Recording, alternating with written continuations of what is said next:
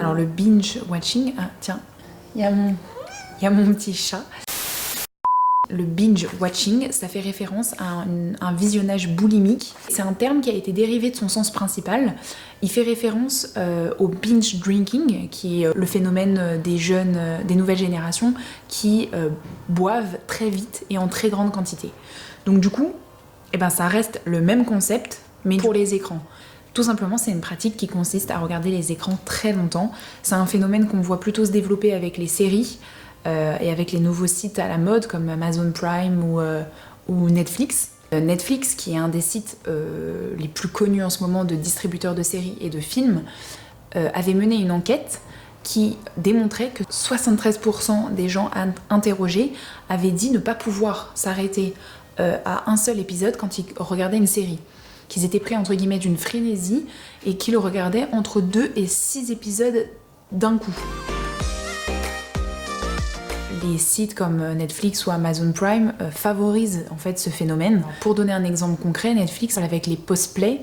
Qu'est-ce qu'un post-play? C'est tout simplement le fait que quand vous avez fini de regarder un épisode d'une série, automatiquement en bas de l'écran vous allez avoir épisode suivant dans 5 secondes et l'épisode suivant s'enchaîne en fait tout de suite. Et finalement, grâce ou à cause, je sais pas comment le dire, de ces sites, comme tout est à la demande, ça devient beaucoup plus compliqué de résister.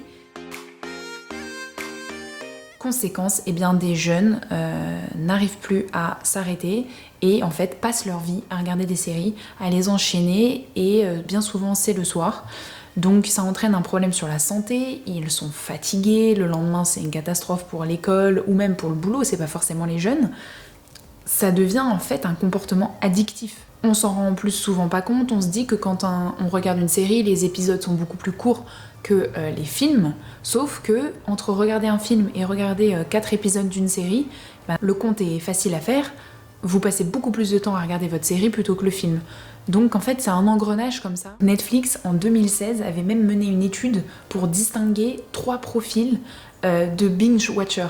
Donc vous avez le plus rapide, donc lui c'est celui qui va vraiment entre guillemets manger le plus d'épisodes possible, donc il va avoir une possibilité à finir une série en 2, 3, 4 jours grand max. Vous allez avoir après le plutôt rapide, c'est comme ça qu'il l'appelle, donc lui il va avoir plutôt les mêmes caractéristiques que le très rapide, sauf que lui il va pouvoir regarder une saison sur une semaine. Il va pas spécialement chercher à aller vite, contrairement au très rapide qui lui va chercher la performance, va vouloir regarder le plus d'épisodes possible. Et après vous avez le lent, alors lui donc c'est le binge watcher un peu lambda qui va regarder ses séries quand il a le temps et qui va regarder au maximum 2 épisodes d'un coup. La solution à tout ça, bah déjà il faudrait se donner une limite tout simplement pour pouvoir structurer son emploi du temps digital et prendre conscience des méfaits de ce phénomène et surtout de ses méfaits pour la santé.